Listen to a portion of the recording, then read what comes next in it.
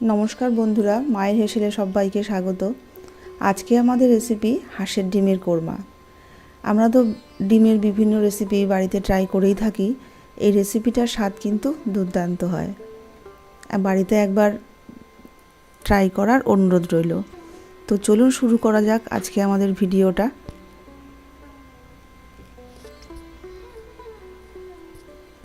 আমি গ্যাসে একটা কড়াই বসিয়ে দিয়েছি। কড়াইটা গরম হয়ে গেলে আমি এখানে 1 চামচ সাদা তেল এখানে দিয়ে দিলাম। তেলটা গরম হয়ে গেলে মাঝারি সাইজের দুটো পেঁয়াজ আমি রাফলি কেটে নিয়েছি। কেটে নিয়ে ভালো করে একটু নাড়াচাড়া করে নেব। খুব লালচে করে ভাজবো না, একটু নাড়াচাড়া করে নেব। আর দিয়ে দিলাম ঝালের জন্য 4-5টা কাঁচা লঙ্কা। আর দিয়ে দিলাম 10-12টা কাজু বাদাম। কাজু বাদাম আর কাঁচা লঙ্কাটা পেঁয়াজের সঙ্গেও ভালো করে মিশিয়ে নিয়ে একটু 3-4 মিনিট একটু ভালো করে নেড়ে চেড়ে নেব। আর এটা আমি অল্প জল দিয়ে একটু সেদ্ধ করে নেব। জলটা আমি খুব বেশি দেব না, অল্প একটু জল দিয়ে আমি গ্যাসটাকে মিডিয়াম করে 3-4 মিনিট একটু সেদ্ধ হতে দেব। 3-4 মিনিট পর আমি ঢাকনাটা খুলে দিলাম। দেখুন আমি আর ভাজবো না, এটা মোটামুটি আমার অনেকটা সেদ্ধ হয়ে গেছে। এটা এবার আমি একটা মিক্সিতে পেস্ট করে নেব, একটা স্মুথ পেস্ট তৈরি করে নেব। অবশ্যই একটু ঠান্ডা হলে দেখুন এইভাবে একটা স্মুথ পেস্ট তৈরি করে নেব। আমি ওই কড়াইতেই দিয়ে দিলাম 1 চামচ বাটার। গ্যাসটাকে আমি লো করে দিয়েছি। বাটারটা ভালো করে একটু মেল্ট করে নেব। মেল্ট করে ডিমটা দিয়ে দিলাম। ডিমটাকে আমি একটু হালকা নাড়াচাড়া করে নেব, খুব বেশি কড়া ভাজবো না, একটু হালকা নাড়াচাড়া করেও ডিমটা আমি তুলে নেব।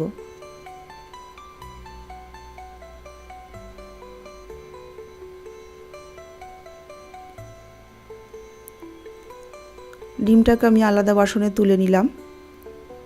এবার ওই কড়াইতেই আমি দিয়ে দিলাম 2 চামচ মতন সাদা তেল আর দিয়ে দিলাম 1 চামচ বাটার। তেল আর বাটারটা আপনাদের ডিম অনুযায়ী, আপনারা যে যেরকম তেল পছন্দ করেন বা ডিমটা যদি বেশি হয় সেটা তাহলে তেল বাটারটাও একটু বেশি হবে।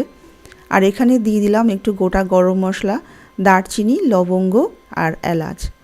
ফোড়ন থেকে মিষ্টি গন্ধটা বেরোতে শুরু করলে আমি যে পেঁয়াজ, কাজু বাদাম আর লঙ্কাটা বেটেছিলাম সেই পেস্টটা এখানে দিয়ে দিলাম। এই সময় গ্যাসটাকে আমি মিডিয়াম টু লোতেই রাখবো। মশলাটাকে দিয়েও ভালো করে একটু কষিয়ে নেব। অনবরত একটু নাড়তে হবে, কাজু বাদাম দেওয়া আছে, নিচে লেগে যাওয়ার একটা সম্ভাবনা থেকেই যায়, এজন্য ভালো করে একটু নেড়ে দিতে হবে। আর এখানে দিয়ে দিলাম 2 চামচ আদা রসুন বাটা। আদা রসুনটার পরিমাণ সমপরিমাণ নিয়েছি, যতটা আদা নিয়েছি ততটাই রসুন নিয়েছি। আদা রসুন দিয়েও ভালো করে একটু মিশিয়ে নেব, ভালো করে কষিয়ে নেব যতক্ষণ না আদা রসুনের কাঁচা গন্ধটা যাচ্ছে। আদা রসুনের কাঁচা গন্ধটা চলে গেলে আমি এখানে দিয়ে দিলাম 1 চামচ মতন জিরের গুঁড়ো আর দিয়ে দিলাম 1/2 চামচ ধনের গুঁড়ো। আমি এখানে গ্রেভিটা সাদাই রাখবো, হোয়াইট রাখবো। আমি তার জন্য এখানে হলুদের ব্যবহার করলাম না, আপনারা চাইলে হলুদের ব্যবহার করতেই পারেন। গুঁড়ো মশলাটাকে দিয়েও ভালো করে একটু মিশিয়ে নেব। আর এখানে দিয়ে দিলাম 1/2 চামচের থেকেও একটু কম মৌরি। এই রান্নায় মৌরির একটা খুব সুন্দর ফ্লেভার আসে, দুর্দান্ত হয় স্বাদটা। এই মৌরিটা কিন্তু চাইলে আপনারা ফোড়নেও ব্যবহার করতে পারেন, কিন্তু খেয়াল রাখতে হবে ফোড়নটা যেন পুড়ে না যায়। দিয়ে দিলাম স্বাদ মতন নুন আর দিয়ে দিলাম একটু চিনি। চিনিটা অপশনাল, না চাইলে নাও দিতে পারেন। নুন চিনিটাকে দিয়েও ভালো করে এবার আমি মশলাটাকে ভালো মতন কষিয়ে নেব 4 থেকে 5 মিনিট।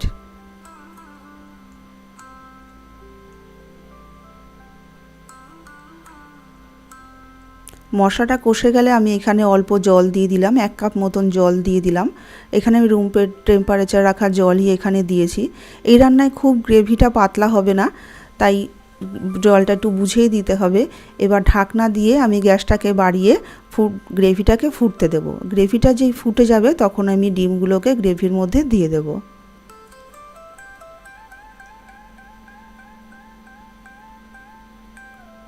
ভালো করে গ্রেভির সাথে আমি ডিমটাকে মিশিয়ে নিলাম।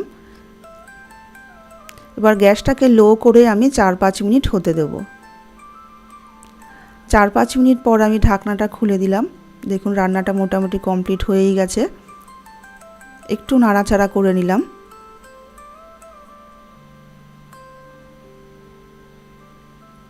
সবশেষে একটু গরম মশলা আর 3-4 চামচ, চায়ের চামচের 3-4 চামচ একটু ফ্রেশ ক্রিম দিয়ে আমি রান্নাটা শেষ করব।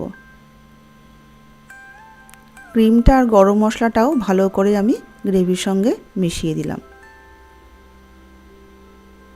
রেসিপিটা যদি ভালো লেগে থাকে তাহলে কিন্তু অবশ্যই একটা লাইক করবেন। আর যদি ভালো লাগে তাহলে আমার চ্যানেলটাকে কিন্তু অবশ্যই সাবস্ক্রাইব করে আমার পাশে থাকবেন। গ্রেভির সাথেও পুরো মিশিয়ে দিলাম ক্রিমটা আর গরম মশলাটা। এবার আমি গ্যাসটাকে অফ করে দিলাম, সার্ভ করে দিলাম। দেখুন গ্রেভিটা দেখলে বুঝতেই পারছেন কত লোভনীয় হয়েছে এটা খেতে। তো আজকে এইটুকুই, দেখা হবে আবার অন্য কোনো ভিডিও নিয়ে। নমস্কার।